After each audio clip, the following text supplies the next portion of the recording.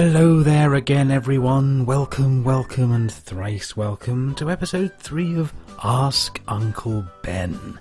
Now, we've had a lot of questions, so let's get straight down to it. Claire, hello again, Claire. Claire asks, Uncle Ben, are you any relation to Mr. Ben? And if so, what's he up to these days? Mr. Ben with the extra N, as I call him. Well, no, I'm not related to him, in fact, but I did know him. Because I lived on Festive Road a long time ago. It's actually quite a sad story, really. You see, Mr. Penn, no, that was his cousin. He's dead. Mr. Ben, in fact, had paid one of his most recent visits to the fancy dress shop. And you went there more or less every day, I think, didn't he? When, as if by magic, the creditors appeared. The shopkeeper was arrested and the shop was demolished and a Starbucks was built in its place. So I suppose poor old Mr. Ben with the extra N must be stuck wherever he went. Apparently the only missing costume was that of a 1970s BBC DJ/television presenter, so draw your own conclusions there. Now then, what have we next? Yes, Simon again. Hello, Simon. Uncle Ben, what is Boyle's law for the expansion of gases? It's silly, that's what it is, Simon. It's silly.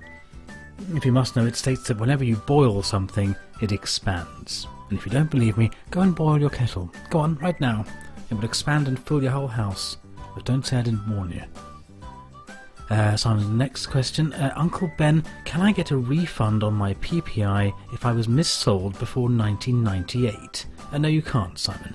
And not unless you can prove you were born in the frozen food aisle of a Safeway supermarket between 10 a.m. and 10:05 a.m. on Wednesday the 4th of Fifthbury. Although that does actually confirm something I always suspected, because I always thought you were missold. I certainly never ordered a Welsh poet and dramatist. I ordered a non-expanding kettle. Bloody Argos. Simon's final question says, Uncle Ben,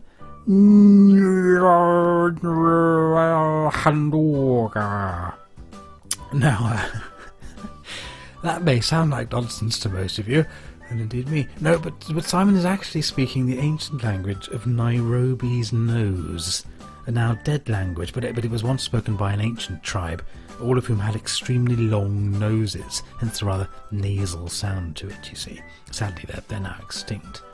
They were also quite good at backgammon. I shan't tell you what Simon's question translates to because it's rather personal, but I believe the correct response would be... Waka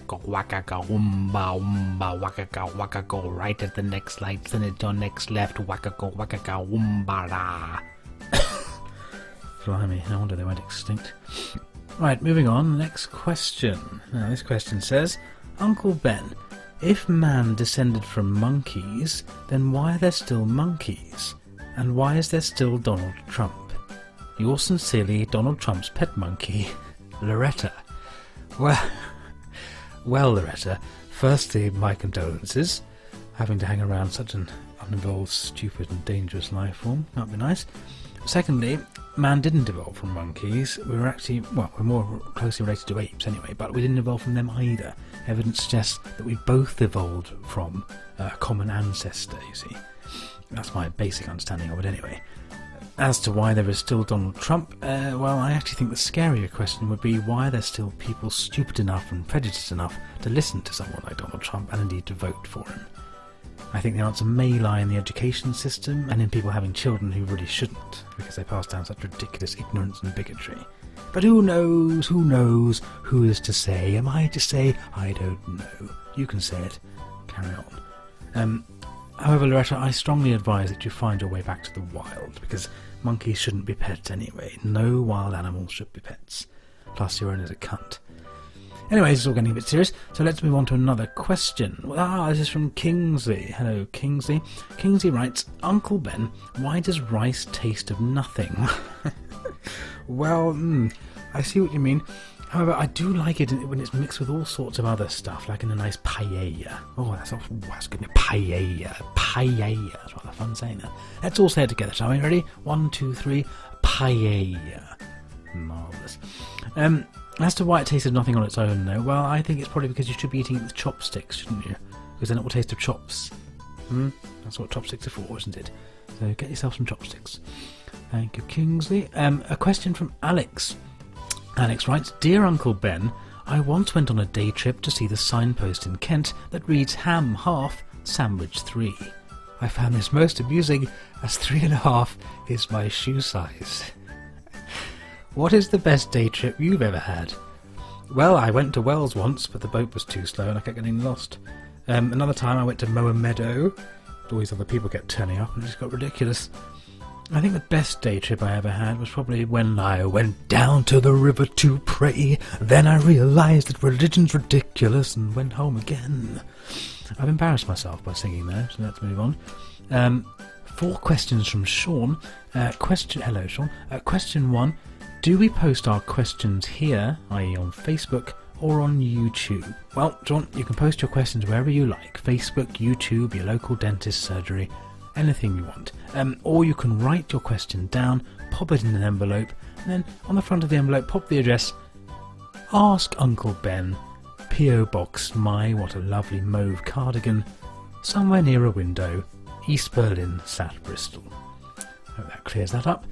Sean's second question, he asks, can I ask a question? Well, of course you can, Sean. You can ask any question you want. All questions are welcome here. Sean's third question, how will I know if you've answered my question correctly?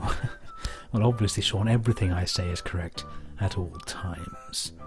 Question 4 from Sean, which Uncle Ben are you? The guy with all the rice, or the one related to the spider guy? Eloquently put. The one related to the spider guy dies all the time, doesn't he? So I'm not him. And I don't really like rice that much, so I'm not that guy either. But while we're all talking about rice, let's take this opportunity to say paella again, shall we? Ready? 1, 2, 3. A paella. Marvellous. Another question from Mrs. Suspicious Coffee Mornings. Welcome back. She writes, Dear Uncle Ben, if you are my uncle, you must either have a time machine or we are more related than an entire Ozark of hillbillies. I should have said hillbillies there, although I quite like hillbillies. Anyway, and it might not be Ozark, it could be Ozark, I don't know. I mean, yes I do, I know everything. Carrying on. Anyway, here is my question. When people say you have to give it to him or her, what is the it actually being referred to? Is it a gelatinous mass, or a horse brass, or East Croydon? Yours, SCM, Mrs. Well, first of all, think of me as a figurative uncle, if you like. Think of me as a fig salad for all I care. Anyway, the it in give it to him or give it to her is in fact a recipe for a gluten-free alternative to Morris dancing.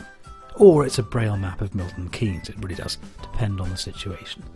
Well, I think that's enough wisdom for today, so keep those brains a-ticking, everyone, and keep those questions a-coming. And remember, it's always best to ask Uncle Ben. Goodbye! Ask Uncle Ben is sponsored by Hilly Billy's non-expanding kettles.